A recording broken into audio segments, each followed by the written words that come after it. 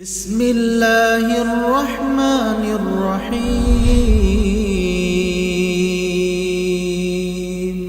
ونعوذ باللہ من شرور انفسنا ومن سیئات اعمالنا من يهده الله فلا مضل له ومن يضلل فلا هادي له اشهد ان لا اله الا الله وحده لا شريك له واشهد ان محمدا عبده ورسوله يا ايها الذين امنوا اتقوا الله حق تقاته ولا تموتن الا وانتم مسلمون يا ايها الناس اتقوا ربكم الذي خلقكم من نفس واحده وخلق منها زوجها وبث منهما رجالا كثيرا ونساء واتقوا الله الذي تساءلون به والأرحام إن الله كان عليكم رقيبا يا أيها الذين آمنوا اتقوا الله وقولوا قولا سديدا يصلح لكم أعمالكم ويغفر لكم ذنوبكم ومن يطع الله ورسوله فقد فاز فوزا عظيما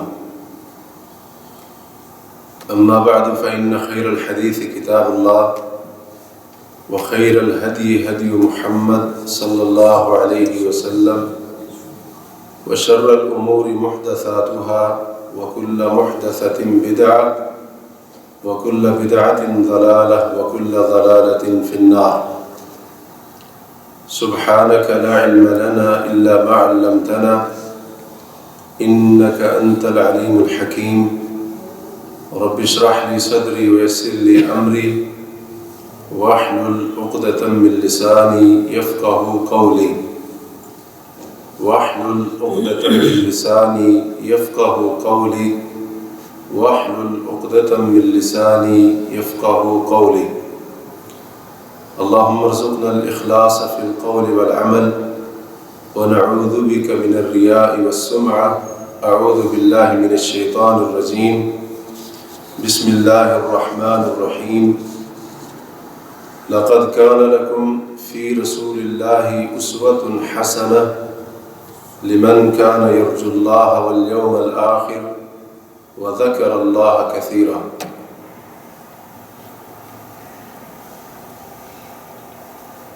آپ حضرات کے سامنے سورہ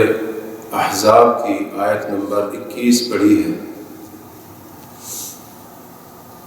جس میں اللہ تبارک و تعالی نے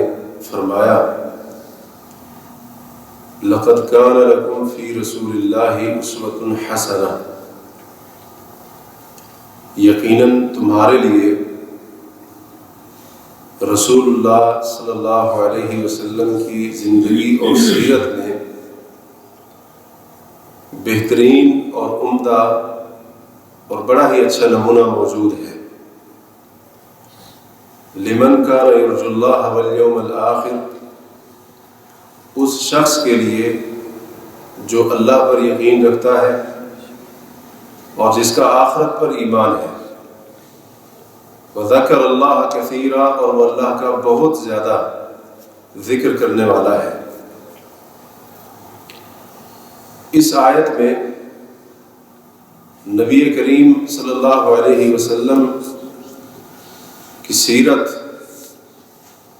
اور آپ کی حیات طیبہ اور آپ کی مبارک زندگی کو ہر اس شخص کے لیے اسوہ حسنہ بہترین نمونہ قرار دیا گیا ہے جو اللہ اور آخرت کے دن پر ایمان کا دعوے دار ہے۔ دوسرے لفظوں میں ہم یوں کہہ لیں کہ جو حقیقت میں اللہ پر ایمان رکھتا ہوگا اور جس کا واقعی آخرت پر یقین ہوگا،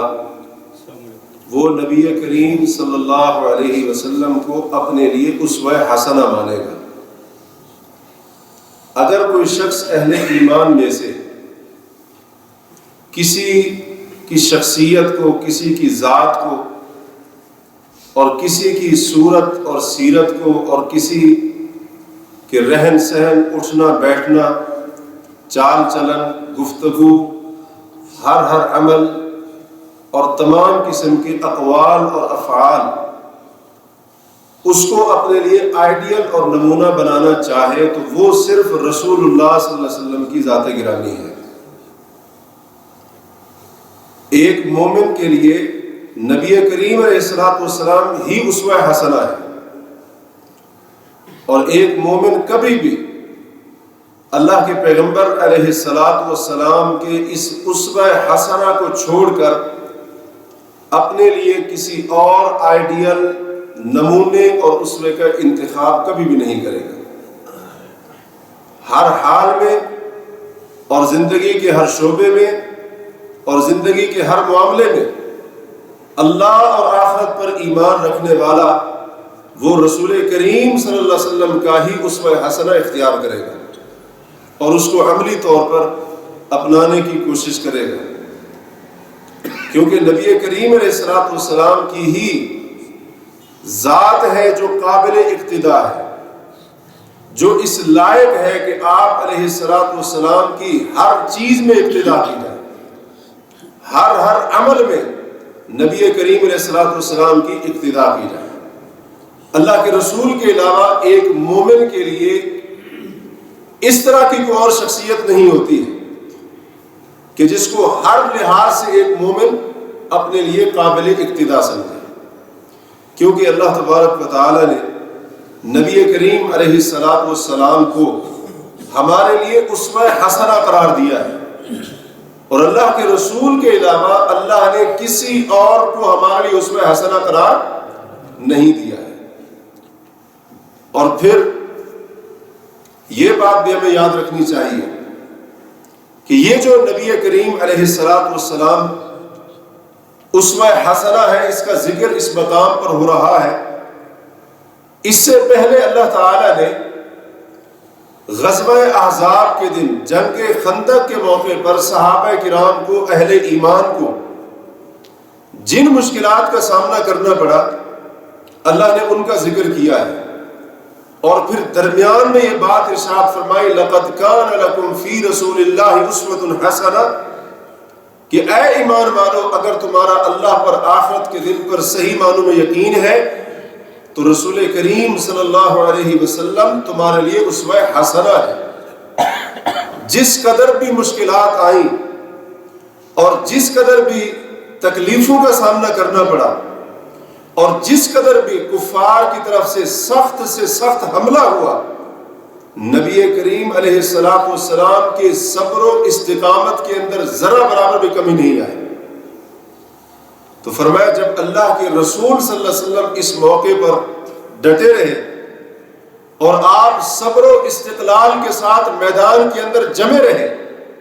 اور عزیمت و استقامت آپ نے اختیار کی، تو اے ایمان والو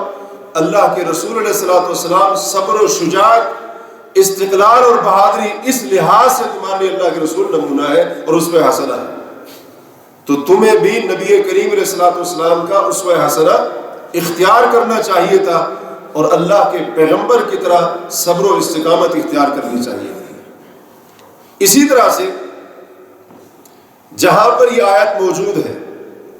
اللہ تبارک و تعالی نے ان لوگوں کو بھی تنبیہ کی کہ جو لوگ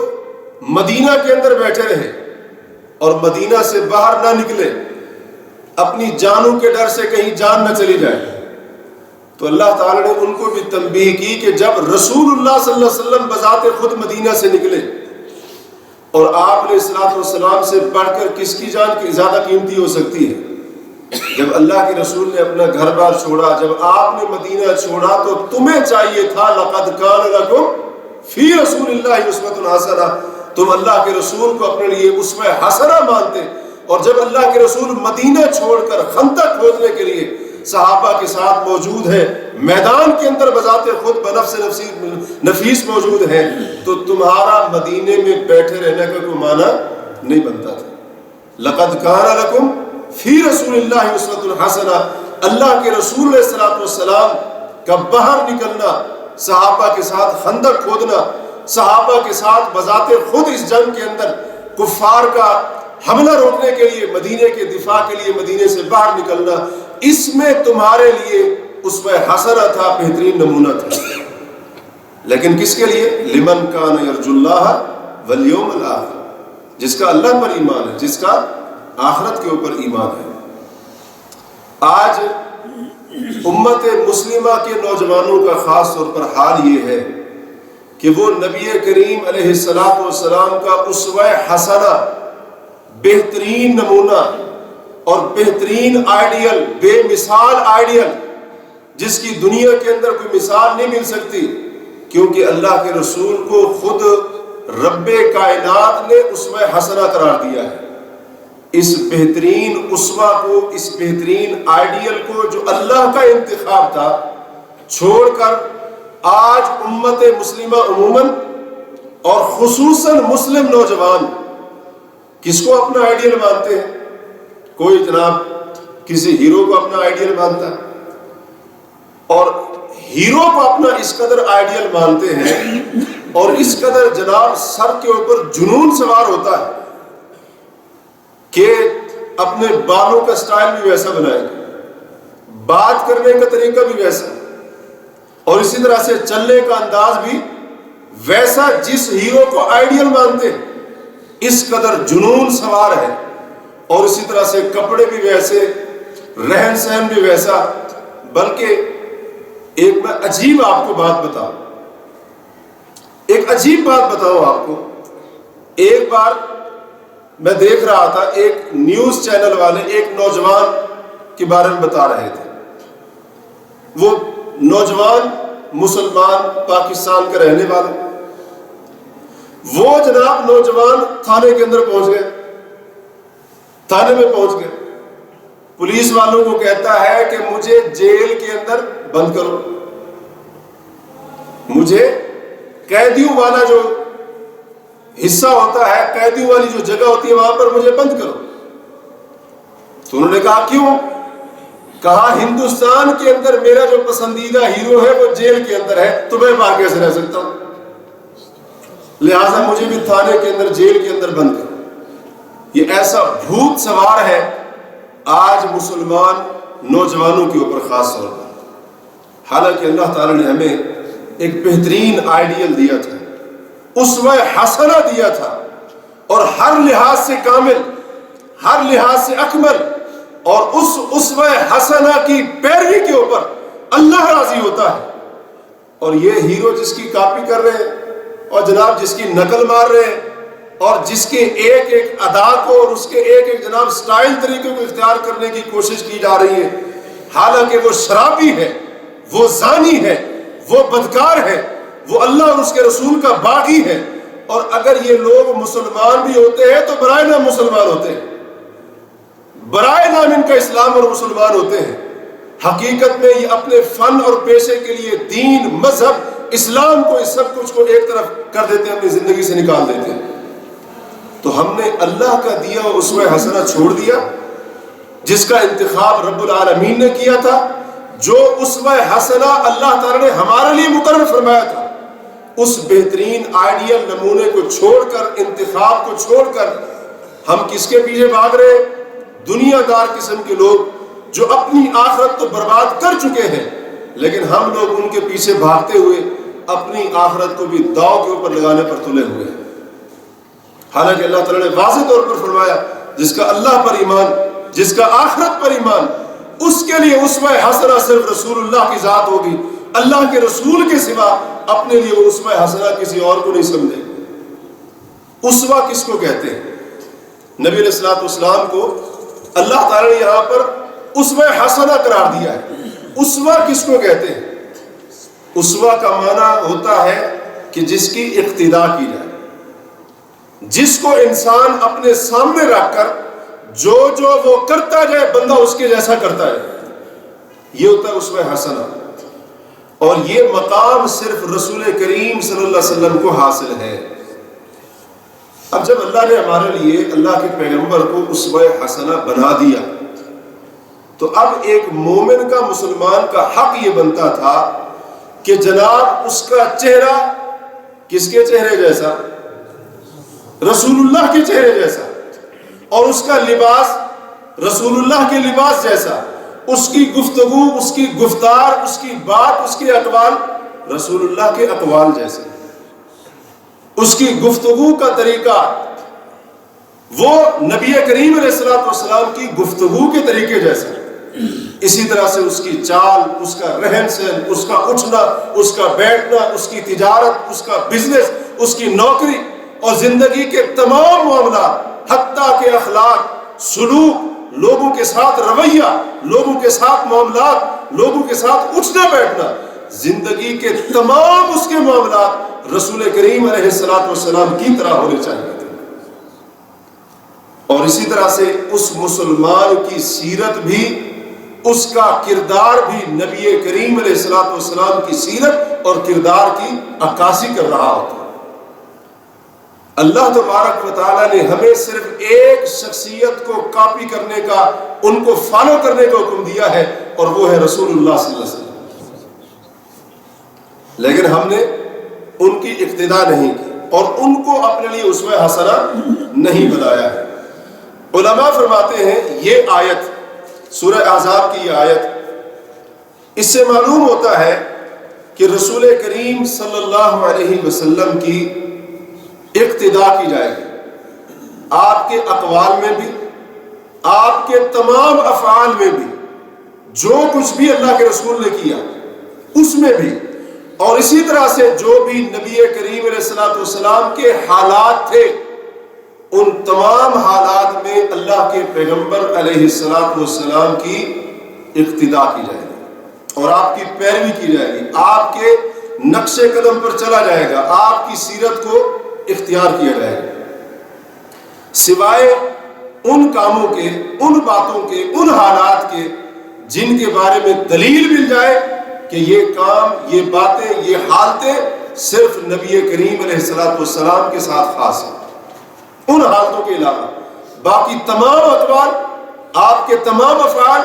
اور اسی طرح سے آپ صلی اللہ علیہ وسلم کی تمام حالتیں وہ قابل اقتداء ہے۔ نبی کریم علیہ الصلوۃ والسلام جو کرے وہ بھی قابل اقتداء، اور اللہ کے رسول جو نہ کرے وہ بھی قابل اقتداء ہے۔ یہ ہے لقد کان لکم فی رسول اللہ اسوۃ حسنہ، یقیناً نبی کریم صلی اللہ علیہ وسلم تمہارے لیے بہترین نمونہ ہے۔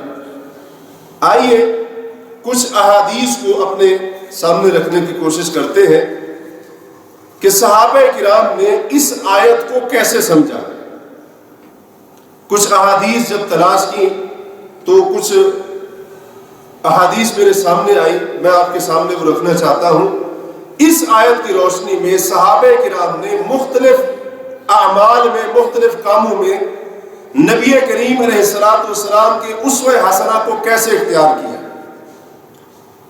مثال کے طور پر حضرت عبداللہ بن عباس رضی اللہ عنہما یہ فرماتے ہیں کہ حضرت عمر بن خطاب رضی اللہ تعالی عنہ جب حجر اسود کے پاس آئے تو آپ رضی اللہ تعالی عنہ حجر اسود کے اوپر جھک گئے اور پھر اس کو بوسہ دیا۔ حجر اسود کو بوسہ دینے کے بعد فرمانے لگے انی لأعلم انک حجر، اے حجر اسود میں جانتا ہوں کہ تو ایک پتھر ہے، اور بعض روایتوں میں آتا ہے لا تضر ولا تنفع، اے حجر اسود میں جانتا ہوں کہ تو صرف ایک پتھر ہے، تو نفع بھی نہیں دیتا، نقصان بھی نہیں دیتا ہے۔ اور آگے فرماتے ہیں وَلَوْ لَمْ أَرَ حِبِّي قَبَّلَكَ وَاسْتَلَمَكَ مَسْتَلَمْتُكَ وَلَا قَبَّلْتُكَ، اگر میں نے اپنے محبوب جناب محمد الرسول اللہ صلی اللہ علیہ وسلم کو نہ دیکھا ہوتا کہ وہ تجھے بوسہ دے رہے ہیں، تیرا استلام کر رہے ہیں، یعنی تجھے ہاتھ لگا رہے، تجھے چھو رہے ہیں، اگر میں نے اپنے محبوب کو نہ دیکھا ہوتا تو نہ میں تجھے بوسہ دیتا، نہ میں تیرا استلام کرتا۔ تجھے اگر میں نے ہاتھ لگایا ہے، تجھے اگر میں نے چھوا ہے، اور اسی طرح سے اگر عمر نے حجر اسود تجھے بوسہ دیا ہے تو اس لیے کہ میرے محبوب محمد مصطفیٰ صلی اللہ علیہ وسلم نے ایسا کیا ہے۔ اس کے بعد حضرت عبداللہ بن عباس نے یا حضرت عمر نے یا حدیث کے کسی اور راوی نے یہی آیت پڑھی لقد کان لکم فی رسول اللہ اسوۃ حسنہ، کہ یقیناً رسول اللہ صلی اللہ علیہ وسلم کی حیات طیبہ میں، آپ کی سیرت میں، آپ کے طریقے میں، آپ کے قول و عمل کے اندر اے لوگوں تمہارے لیے اسوہ حسنہ بہترین نمونہ موجود ہے۔ اسی طرح ایک حدیث میں آتا ہے جو مسند احمد وغیرہ کی روایت ہے، حضرت عبداللہ بن عباس رضی اللہ عنہ وہ حضرت معاویہ رضی اللہ عنہ کے ساتھ بیت اللہ کا طواف کر رہے تھے، اللہ کے گھر کا طواف کر رہے ہیں، تو حضرت معاویہ رضی اللہ تعالی عنہ نے بیت اللہ کے چاروں کونوں کو چھونا شروع کر دیا، ہاتھ لگانا شروع کر دیا، استلام کر دیا۔ ایک کونا حجر اسود والا، اس کو بھی ہاتھ لگایا، اس سے پہلے جو رکن یمانی کہلاتا ہے اس کو بھی ہاتھ لگایا، اور دوسری طرف جو کونے ہیں حتیم کی طرف جنہیں رکن شامی کہا جاتا ہے، حضرت معاویہ رضی اللہ عنہ ان دو کونوں کو بھی چھونے لگے، ہاتھ لگانے لگے۔ حضرت عبداللہ بن عباس نے فرمایا کہ آپ نے یہ جو دو کونے ہیں بیت اللہ کے جن کو رکن شامی کہا جاتا ہے، اے معاویہ رضی اللہ عنہ، آپ نے بیت اللہ کے ان کونوں کا استلام کیوں کیا، کیوں ان کو ہاتھ لگایا؟ حالانکہ رسول اللہ صلی اللہ علیہ وسلم ان دو کونوں کو ہاتھ نہیں لگاتے تھے۔ بیت اللہ کے دوسرے کونے جو مغربی سائڈ پر ہے اور حتیم کی طرف ہے، اللہ کے رسول ان دو کونوں کو ہاتھ نہیں لگاتے تھے۔ آپ نے کیوں ایسے کیا؟ حضرت معاویہ رضی اللہ عنہ کہنے لگے اللہ کے گھر میں سے کسی حصے کو چھوڑا نہیں جائے گا، یعنی اللہ کا گھر ہے، جیسے یہ اللہ کے گھر کا حصہ ہے ویسے وہ اللہ کے گھر کا حصہ ہے، اگر اس کو ہاتھ لگا سکتے ہیں تو اس کو کیوں چھوڑے؟ کہنے کا مقصد یہ تھا اللہ کے گھر میں سے کسی جگہ کو نہیں چھوڑا جائے گا، اللہ کا گھر ہے، اس کا استلام ہوگا، اس کو چھوا جائے گا۔ حضرت عبداللہ بن عباس نے یہی آیت پڑھی لقد کان لکم فی رسول اللہ اسوۃ حسنہ، یقیناً اللہ کے رسول صلی اللہ علیہ وسلم کے طریقے میں تمہارے لیے بہترین نمونہ ہے۔ اور پھر فرمایا اصل میں یہ آیت پڑھنے کا مقصد یہی تھا کہ اے معاویہ رضی اللہ عنہ، جب اللہ کے رسول نے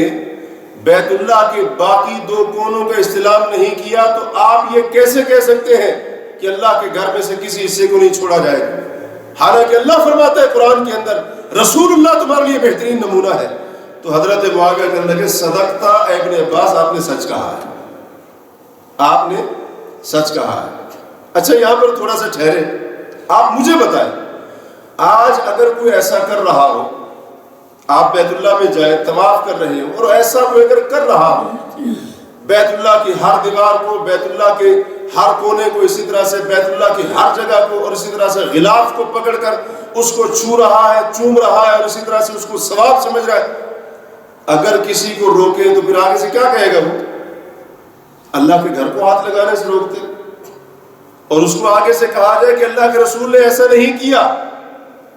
عجیب نگاہوں سے آپ کو دیکھیں، عجیب نگاہوں سے آپ کو دیکھے گا۔ اور ہمارے ہاں تو یہ ایک ماحول بنا ہوا ہے،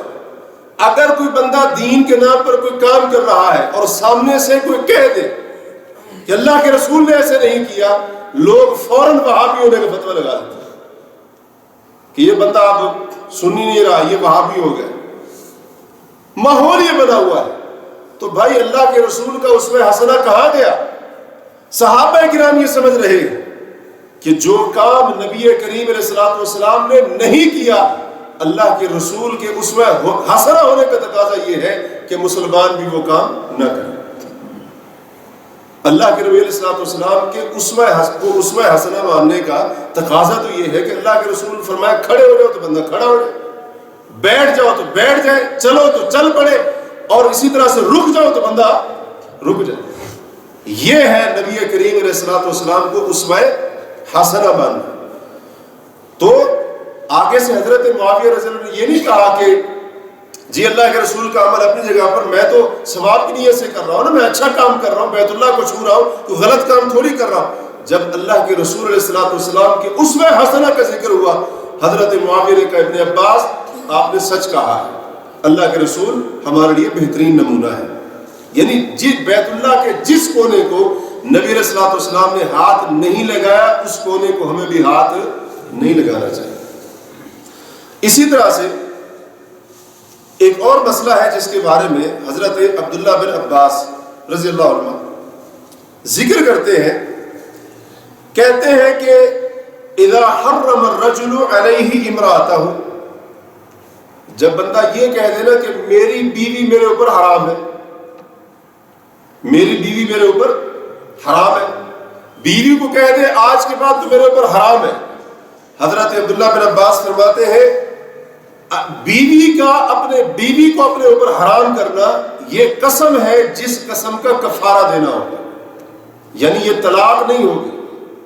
اگر کسی بندے نے اپنی بیوی کو کہا کہ آج کے بعد تو میرے اوپر حرام ہے، اور اس کی نیت طلاق دینے کی نہیں تھی، صرف اس کو ڈرانا یا کسی اور مقصد سے اس نے ایسے کہہ دیا، تو یہ جو اپنی بیوی کو اپنے اوپر حرام کرنے والی بات ہے، حضرت عبداللہ بن عباس فرماتے ہیں یہ طلاق نہیں ہوگی، یہ قسم کے معنی میں ہوگی، قسم کے زمرے میں آئے گی، اور اس بندے کو چاہیے کہ وہ قسم کا کفارہ دے، قسم کا کفارہ دے، 10 مسکینوں کو کھانا کھلائے، یا اسی طرح سے ان کو کپڑے لے کر دے، ایک غلام کو آزاد کرے، یا پھر 3 دن کا روزہ رکھے، یہ قسم کا کفارہ ہوتا ہے۔ اچھا کیوں، اس کی دلیل کیا ہے؟ فرمایا لقد کان لکم فی رسول اللہ اسوۃ حسنہ، اللہ کے رسول صلی اللہ علیہ وسلم تمہارے لیے بہترین نمونہ ہے، یعنی نبی کریم علیہ الصلوۃ والسلام کی زندگی میں بھی ایک ایسا موقع آیا تھا اور اس طرح کا معاملہ ہوا تھا، لیکن اللہ کے رسول صلی اللہ علیہ وسلم نے اس کو طلاق شمار نہیں کیا تھا، آپ نے اس کو قسم کے معنی میں لیا تھا، اور آپ نے پھر اس قسم کا کفارہ ادا کیا تھا،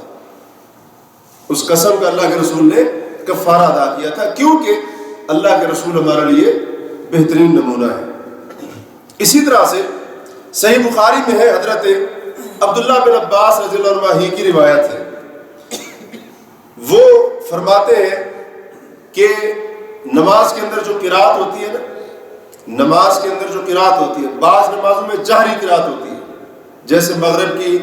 پہلی 2 رکعتوں میں، عشاء کی پہلی 2 رکعتوں میں، فجر کے اندر جہری قرات ہوتی ہے، یعنی امام اونچی آواز سے قرات کرتا ہے، اور باقی 2 نمازوں میں ظہر اور عصر میں سری قرات ہوتی ہے، یعنی امام آہستہ آواز میں قرات کرتا ہے، اور سورۃ فاتحہ آگے جو سورت یا قرآن کا جو حصہ پڑھنا ہے وہ آہستہ آواز میں پڑھتا ہے۔ تو حضرت عبداللہ بن عباس رضی اللہ عنہما اس مسئلے کو بیان کرتے ہوئے فرماتے ہیں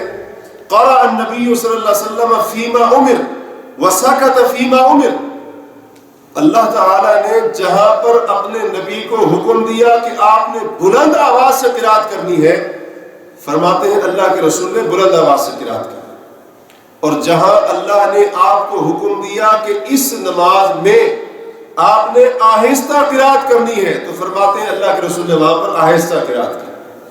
اور پھر ایک آیت پڑھی وَمَا كَانَ رَبُّكَ نَسِيًّا، کہ تیرا رب بھولنے والا نہیں، یعنی اللہ تعالیٰ نے اگر بعض نمازوں میں اونچی آواز کے ساتھ قرات کرنے کا حکم دیا اور بعض نمازوں میں اپنے نبی کو آہستہ آواز میں قرات کرنے کا حکم دیا، تو اس کا یہ مطلب نہیں ہے کہ نعوذ باللہ من ذالک اللہ کو بھول لگ گئی، غلطی لگ گئی،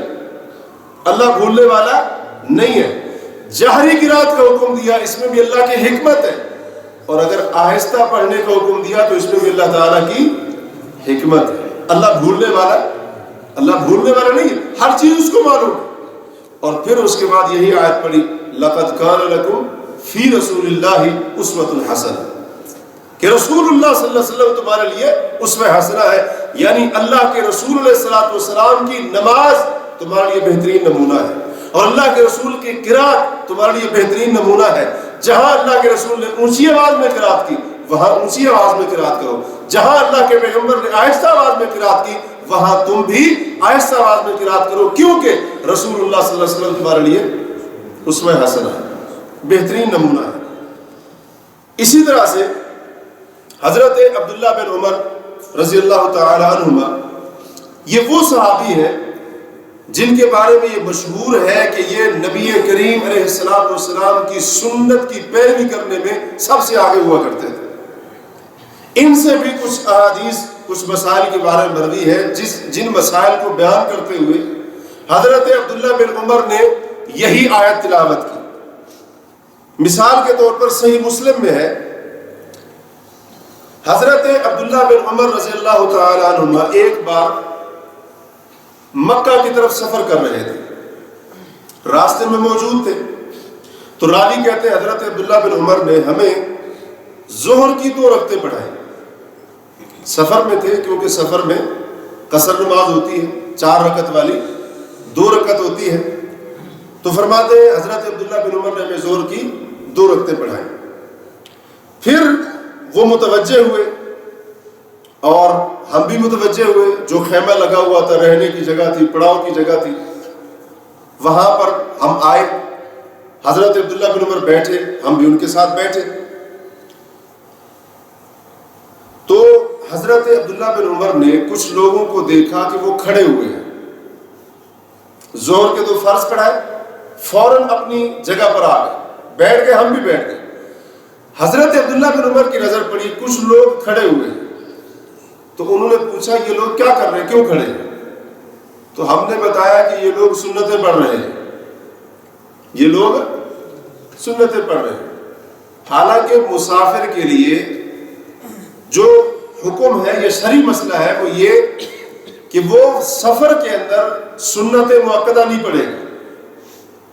سوائے فجر کی 2 سنتوں کے اور سوائے وتر کے، یا اگر وہ تہجد پڑھتا ہے، قیام اللیل کرتا ہے تو الگ بات ہے، عام نوافل پڑھتا ہے الگ بات ہے، تحیۃ المسجد پڑھتا ہے الگ بات ہے، ورنہ جو سنت مؤکدہ ہوتی ہے، 4 ظہر سے پہلے، 2 ظہر کے بعد، 2 مغرب کے بعد، 2 عشاء کے بعد، مسافر کے لیے حکم یہ ہے کہ وہ یہ سنت مؤکدہ سفر میں نہیں پڑھے۔ تو حضرت عبداللہ بن عمر رضی اللہ عنہ نے جب یہ سنا تو فرمانے لگے کہ یہ لوگ جو سنتیں پڑھ رہے ہیں یا یہ جو نفل پڑھ رہے ہیں، تو اس کے اوپر کہنے لگے کہ اگر میں سنتیں یا نوافل پڑھتا تو میں فرض ہی پورے پڑھ لیتا، اگر سنتیں اور نفل پڑھنے ہوتے مجھے تو میں فرض پورے پڑھ لیتا۔ میں نے رسول اللہ صلی اللہ علیہ وسلم کے ساتھ سفر کیا، اللہ کے رسول علیہ السلام نے تا دم وفات 2 رکعتوں سے زیادہ سفر کے اندر نماز نہیں پڑھی، یعنی مغرب کے علاوہ۔ فجر کے تو ویسے تو فرض ہے نا، مغرب کے 3 ہیں، مغرب میں قصر نہیں ہوتی،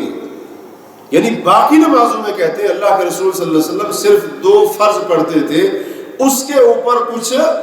نہیں پڑھتے تھے، اس سے پہلے بعد میں کچھ سنت نفل وغیرہ کہتے اللہ کے رسول سفر میں نہیں پڑھتے تھے۔ اسی طرح سے میں نے ابو بکر کے ساتھ سفر کیا، حضرت عمر کے ساتھ کیا، حضرت عثمان رضی اللہ عنہ ان کے ساتھ سفر کیا، تو یہ بھی سفر میں صرف 2 فرض پڑھتے تھے، اس سے زیادہ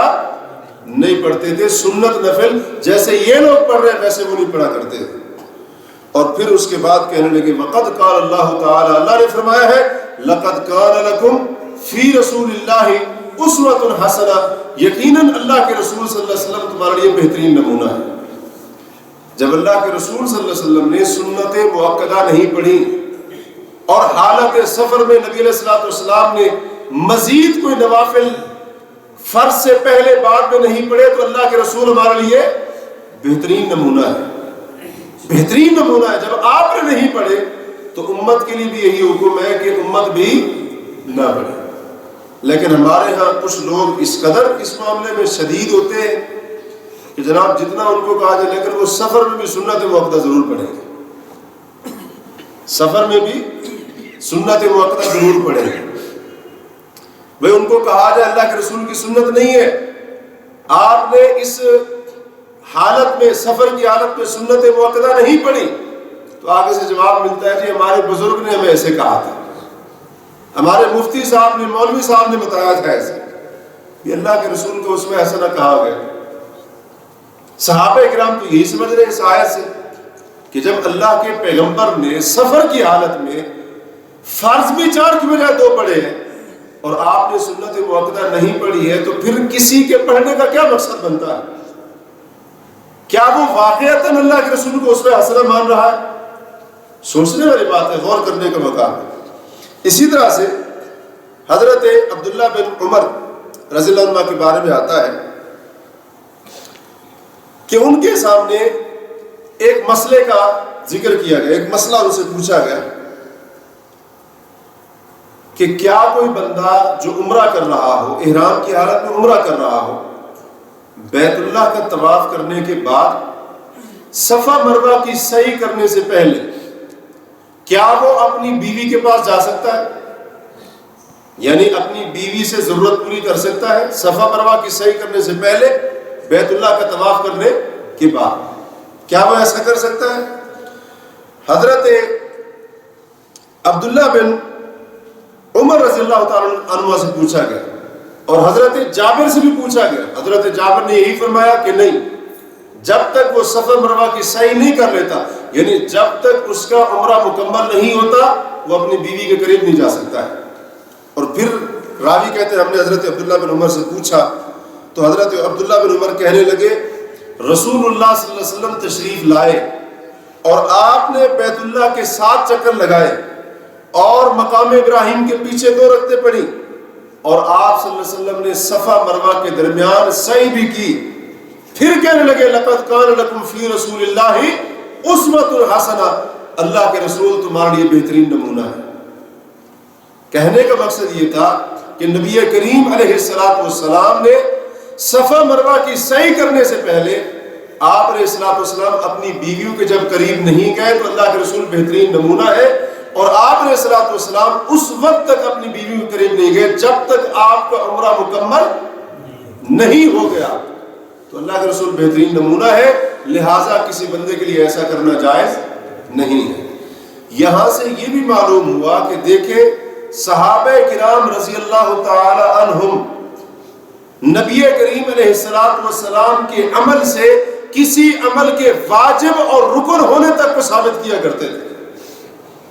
آج تو ہم یہ کہہ دیتے نا جی ہے تو اللہ کے رسول کی سنت، نہیں بھی کریں گے تو کوئی مسئلہ نہیں. حالانکہ سنت کا بھی ایک درجہ نہیں ہوتا ہے. بعض دفعہ سنت کے درجے میں ہوتی ہے، لیکن بسا اوقات سنت فرض کے درجے تک بھی ہوتی ہے. تو ہم تو یہ سمجھتے، بعض لوگ یہ سمجھتے ہیں کہ سنت ہوتی وہی ہے جسے چھوڑ دیا جائے. بعض لوگوں کا مزاج بن چکا ہے، ان کی عادت بن چکی ہے، گویا کہ ان کی سوچ بن چکی ہے کہ اللہ کے رسول کی سنت ہوتی وہی ہے جس کو چھوڑ دیا جائے. اور سنت کیونکہ کہتے ہیں جی کوئی ضروری نہیں ہوتی ہے، لہذا ہے تو سنت، نہیں کریں گے تو کیا ہے. بعض سنتیں وہ فرض کے درجے تک پہنچتی ہیں، واجب کے درجے تک ہوتی ہے، اور بسا اوقات نبی کریم علیہ السلام کے فرض کر دینے سے بھی کوئی چیز فرض ہو جاتی ہے. کچھ لوگوں کا خیال یہ ہے کہ فرض وہی ہے جس کا ذکر قرآن کے اندر ہے. اللہ کے رسول کی احادیث سے، نبی علیہ السلام کی سنت سے، نبی علیہ السلام کے فرامین سے، آپ کی احادیث سے بھی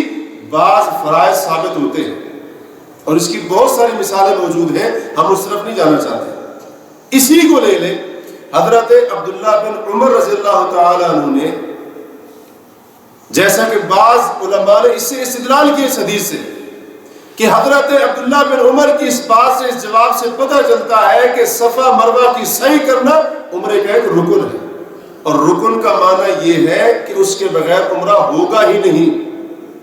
اس کے بغیر عمرہ ہوگا ہی نہیں. اور آگے سے انہوں نے کیا کیا؟ آیت تلاوت کی، لقد کان لکم فی رسول اللہ اسوۃ حسنہ، تمہارے لیے رسول اللہ صلی اللہ علیہ وسلم بہترین نمونہ ہے. اسی طرح سے حضرت عبداللہ بن عمر رضی اللہ تعالیٰ عنہ کے بارے میں آتا ہے کہ ان سے ایک ایسے بندے کے بارے میں پوچھا گیا جس بندے نے یہ نظر مانی تھی کہ جو بھی دن آئے گا میں اس کا روزہ رکھوں گا، جو بھی دن آئے گا میں اس کا، یا دوسرے لفظوں میں کہہ لیں اس نے نظر مانی کہ میں ہر دن کا روزہ رکھوں گا، ہر دن کا روزہ رکھوں گا. یا بعض روایات کے مطابق اس نے کسی مخصوص دن کے بارے میں نظر مانی تھی کہ میں اس دن کا روزہ رکھوں گا. اور جس دن روزہ رکھنے کی اس نے نظر مانی تھی، اب کیونکہ نظر پوری کرنا ضروری ہے، جو نظر پوری کرنا بندے کی استطاعت میں ہو، طاقت میں ہو، اور اسی طرح سے جو نظر اللہ کی فرما برداری میں ہو، نافرمانی میں نہ ہو، اللہ کی فرما برداری میں ہو، اور اس کو پورا کرنا بندے کے بس کی بات ہو، وہ نظر پوری کرنا ضروری ہوتا ہے. اور اگر کسی نے نظر مانی اور پھر اس کو پورا نہ کیا تو اس کا کفارہ قسم والا کفارہ جس کا بھی ذکر ہوا ہے۔ اب ایک بندے نے نظر مانی کہ میں فلاں دن کا روزہ رکھوں گا، اور قدرتی طور پر جس دن روزہ رکھنے کی نظر مانی تھی اس دن عید الاضحیٰ یا عید الفطر کا دن تھا، عید الاضحیٰ یا عید الفطر کا دن تھا۔ اب حضرت عبداللہ بن عمر سے پوچھا گیا کہ وہ بندہ کیا کرے؟ نظر کو پورا کرنا بھی ضروری ہے، اور دوسری طرف اللہ کے رسول نے عیدین کا روزہ رکھنے سے منع فرمایا۔ عیدین کا روزہ رکھنے سے، دو عیدیں ہیں ان کا روزہ رکھنے سے اللہ کے رسول نے منع فرمایا۔ یہاں سے ایک اصول سمجھ لے، جو عید کا دن ہوتا ہے اس دن روزہ نہیں ہوتا۔ تو معلوم ہوا کہ نبی کریم علیہ السلام کی ولادت کا دن، سوموار کا دن، اس دن اللہ کے رسول نے روزہ رکھ کر یہ ثابت کر دیا ہے کہ میری پیدائش والے دن کم از کم عید نہیں ہو سکتی۔ آج لوگ دلیل بناتے ہیں نا، کہتے ہیں اللہ کے رسول نے سوموار کا روزہ رکھا اپنی ولادت کی خوشی میں، اور اس لیے ہم جشن عید میلاد النبی مناتے ہیں۔ بھئی جس دن عید ہوتی ہے، جو شرعاً عید ہوتی ہے، اس دن کا روزہ ہی حرام ہے۔ اللہ کے رسول نے تو روزہ رکھ کر بتا دیا کہ میری ولادت والے دن عید نہیں ہو سکتی۔ اگر عید ہوتی تو اللہ کے نبی کبھی بھی روزہ رکھتے ہی نہیں۔ اور اس دن سوموار کے دن یا 12 ربیع الاول کے دن مدینے کے اندر عید والا سما ہوتا، عید والی کیفیت اور ماحول ہوتا،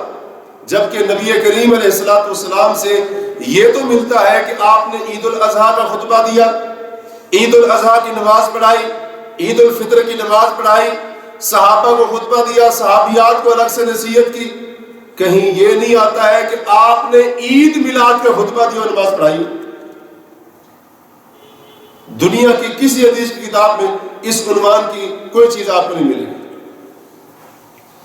تو اس کو عید کہنا اور پھر آگے جو کچھ ہو رہا ہے وہ ایک الگ بات ہے۔ تو میں عرض کر رہا ہوں کہ اللہ کے رسول علیہ السلام نے ایک طرف سے منع فرمایا کہ عید الاضحیٰ کے دن اور عید الفطر کے دن روزہ نہیں رکھنا ہے۔ اس لیے علماء کا اتفاق ہے اس بات کے اوپر، کوئی اختلاف نہیں ہے کہ عید الفطر، عید الاضحیٰ کے دن روزہ رکھنا حرام ہے، حرام ہے، اور اگر کوئی رکھے گا تو ثواب کی بجائے اس کو گناہ ہوگا، کیونکہ ایک چیز جس کو اللہ کے رسول نے حرام کیا ہے وہ حرام کام کر رہا ہے۔ اب وہ کہ جی میں نے روزہ رکھا ہے، میں نے کون سا غلط کام کیا؟ صبح سے لے کر شام تک میں بھوکا پیاسا رہ رہا ہوں، پھر بھی مجھے گناہ کیوں ہو رہا ہے؟ گناہ اس لیے ہو رہا ہے کیونکہ اس نے اس دن کا روزہ رکھا ہے جس دن کا روزہ اللہ کے رسول نے حرام قرار دیا۔ تو اس لیے یہ اصول بھی یہاں پر سمجھے کہ کوئی بھی نیکی، کوئی بھی عبادت ہماری مرضی سے نہیں بن جائے گی۔ عبادت وہی عبادت ہے جس کو اللہ کے رسول نے عبادت قرار دیا ہے۔ نیکی کا کام وہی ہے، ثواب کا کام وہی ہے جس کے بارے میں اللہ کے رسول نے کہا ہے کہ یہ نیکی ہے اور یہ ثواب کا کام ہے۔ اب ایک طرف نظر کو پورا کرنا ضروری ہے، دوسری طرف اللہ کے رسول کی حدیث کو دیکھتے ہیں تو آپ نے عید الفطر، عید الاضحیٰ کے روزہ رکھنے سے منع فرمایا۔ یہ سوال حضرت عبداللہ بن عمر سے ہوا تو انہوں نے قرآن کی یہی آیت پڑھی، فرمایا لَقَدْ كَانَ لَكُمْ فِي رَسُولِ اللَّهِ أُسْوَةٌ حَسَنَةٌ، تمہارے لیے اللہ کے رسول علیہ السلام کی زندگی بہترین نمونہ ہے۔ کہنے کا مقصد یہ تھا کہ جب اللہ کے رسول نے منع کیا ہے تو اس بندے کو چاہیے رک جائے اور اپنی نظر کو کسی اور دن یعنی پورا کر لے، کیونکہ اللہ کے رسول بہترین نمونہ ہے۔ اور اسی طرح سے کہنے لگے اللہ کے رسول علیہ السلام عید الفطر اور عید الاضحیٰ کا روزہ نہیں رکھا کرتے تھے، اور ہم بھی اس کو جائز نہیں سمجھتے ہیں، ہم بھی اس کو جائز نہیں سمجھتے ہیں۔ اسی طرح حضرت عائشہ صدیقہ رضی اللہ تعالی عنہ، ان سے ایک بندے نے آ کر سوال کیا کہ ام المومنین مجھے بتائے کہ اللہ کے رسول کا اخلاق کیسا تھا، نبی علیہ السلام کا اخلاق کیسا تھا؟ تو حضرت عائشہ صدیقہ نے جواب دیا، بلکہ اس سے پوچھا کیا تم قرآن نہیں پڑھتے ہو؟ اس نے کہا جی پڑھتا ہوں۔ کہا اللہ کے رسول کا اخلاق قرآن تھا، اللہ کے رسول کا اخلاق قرآن تھا، اور اللہ تبارک و تعالیٰ کی یہ فرمان نہیں پڑھتے ہو قرآن کے اندر وَإِنَّكَ لَعَلَىٰ خُلُقٍ عَظِيمٍ، بے شک آپ عظیم اخلاق کے اوپر، اخلاق کے سب سے اعلیٰ درجے پر فائز ہے۔ پھر وہ بندہ کہتا ہے کہ میں نے حضرت عائشہ صدیقہ رضی اللہ تعالیٰ عنہ سے کہا کہ اے ام المؤمنین، میں اپنی جو ایک جنسی خواہش ہوتی ہے اس کو ختم کرنا چاہتا ہوں، جس کو ہم اپنی زبان میں خسی ہونا کہتے ہیں۔ وہ جو ایک رغبت ہوتی ہے نا، مرد کی رغبت عورت کی طرف ہوتی ہے، کہا کہ میں اس رغبت کو ختم کرنا چاہتا ہوں، خسی ہونا چاہتا ہوں۔ اب اس کے پیچھے ظاہر بات یہی مقصد تھا تاکہ عبادت،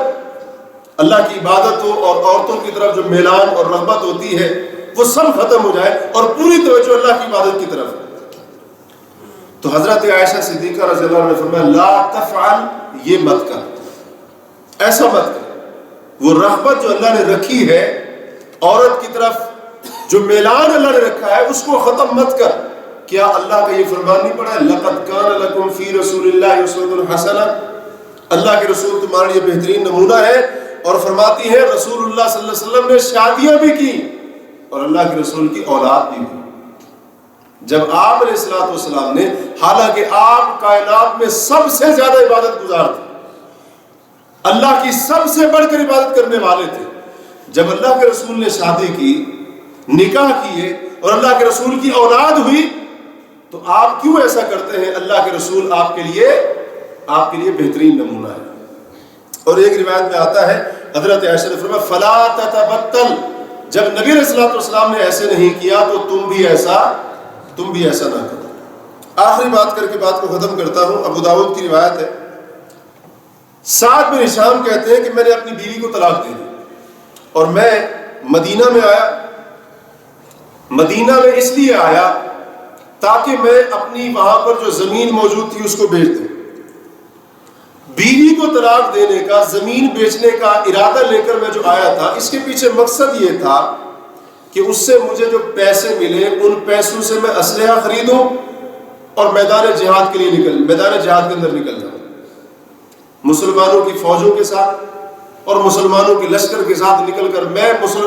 کفار کے خلاف جہاد کروں، اللہ کی راہ میں لڑتا رہا۔ اب دیکھیں ان لوگوں کا جذبہ کس قدر اعلیٰ تھا۔ بیوی کو اس لیے طلاق دے دی تاکہ بیوی رکاوٹ نہ بنے، اور اسی طرح سے اگر میں کہیں دور نکل جاؤں تو اس کی حق تلفی نہ ہو، اور اسی طرح سے اپنی زمین، اپنی جائیداد بیچنے کے لیے تیار ہو گئے تاکہ اسلحہ خرید کر میں اس کے ساتھ اللہ کی راہ میں جہاد کروں۔ یہ ان لوگوں کا جذبہ تھا اسلام کی سربلندی کے لیے، اسلام کی خدمت کے لیے۔ تھوڑی بہت جو جائیداد تھی، اور اس وقت کوئی بڑی بڑی جائیدادیں نہیں ہوا کرتی تھی، اب کتنی زیادہ جائیداد ہوگی؟ تھوڑی بہت کوئی جائیداد ہوگی، بس معمولی سی جائیداد ہوگی، معمولی سی کوئی زمین ہوگی، چھوٹا سا کوئی ٹکڑا ہوگا، لیکن وہ بھی دیکھیں اللہ کی راہ میں لگانے کے لیے تیار ہو گئے۔ کہتے ہیں یہ ارادہ لے کر جب میں مدینہ میں پہنچا اور میں نبی کریم علیہ الصلوۃ والسلام کے صحابہ میں سے ایک جماعت کے ساتھ میری ملاقات ہوئی، تو میں نے اپنے ارادے کا اظہار ان کے سامنے کیا۔ میں نے یہ بات، اپنے دل کی بات ان کو بتائی، مقصد بتایا بیوی کو طلاق دینے کا، اپنی زمین بیچ کر اسلحہ خریدنا اور پھر اللہ کی راہ میں نکلنا اسلام کی سربلندی کے لیے۔ میں نے جب یہ بتایا تو ان صحابہ نے کہا کہ ہم میں سے 6 صحابہ کرام نے یہی کرنے کا ارادہ کیا، لیکن رسول اللہ صلی اللہ علیہ وسلم نے ان کو منع فرما دیا، اور آپ نے فرمایا، یا کسی صحابی نے کہا، یا وہ راوی کہتے ہیں لَقَدْ كَانَ لَكُمْ فِي رَسُولِ اللَّهِ أُسْوَةٌ حَسَنَةٌ، اللہ کے رسول صلی اللہ علیہ وسلم تمہارے لیے بہترین نمونہ ہے۔ یعنی جب نبی کریم علیہ الصلوۃ والسلام نے اپنی حیات طیبہ مبارک زندگی میں ایسا کرنے سے اپنے 6 صحابہ کو روک دیا تھا، تو اب تمہیں بھی یہ کرنے کی اجازت نہیں ہے کہ بیوی کو طلاق دو، گھر بار چھوڑ دو، اور جو کچھ ہے وہ سب کچھ بیچ کر نکل جاؤ ایک طرف، اور اسی طرح سے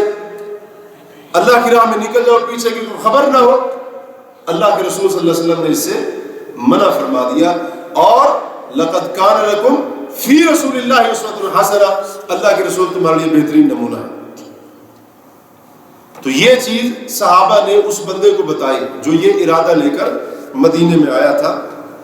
اسی طرح سے اور بھی اگر دیکھا جائے تو جیسا کہ میں نے شروع میں اس بات کی طرف اشارہ کیا ہے، مختصر یوں کہہ لیں کہ رسول کریم صلی اللہ علیہ وسلم ہر معاملے میں ہمارے لیے اسوہ حسنہ ہے، اور زندگی کا کوئی بھی ایسا پہلو نہیں، زندگی کا کوئی بھی ایسا شعبہ نہیں، زندگی کا کوئی بھی ایسا معاملہ نہیں جس پہلو کے بارے میں، جس شعبے کے بارے میں، جس معاملے کے بارے میں نبی کریم علیہ السلام کی سیرت یا سنت سے ہمارے لیے رہنمائی نہ ملتی۔ اس لیے ایک مسلمان کا حق بنتا ہے، اگر اس کا اللہ پر یقین ہے، آخرت کے اوپر اس کا ایمان ہے، تو وہ اپنے ہر معاملے میں، زندگی کے ہر موڑ پر نبی کریم علیہ السلام کے اسوہ حسنہ کو اختیار کرے۔ اسی کے اندر کامیابی ہے، اسی میں فائدہ ہے، اور اسی میں دونوں جہانوں کی خوش نصیبی کا راز چھپا ہوا ہے۔ اللہ تبارک و تعالیٰ سے ہم دعا کرتے ہیں کہ اللہ تعالیٰ ہمیں نبی کریم علیہ السلام کی سیرت اور سنت کو اپنانے کی توفیق عطا فرمائے۔ اللہ تعالیٰ ہمیں نبی کریم علیہ السلام کا اسوہ حسنہ اختیار کرنے کی توفیق عطا فرمائے، اور ہمیں اپنے ہر معاملے میں نبی کریم علیہ السلام کو اپنے لیے اسوہ حسنہ بنانے کی توفیق عطا فرمائے۔ اقول قولی ھذا واستغفر اللہ لی ولکم، سبحانک اللہم وبحمدک، اشہد ان لا الہ الا انت، استغفرک واتوب الیک۔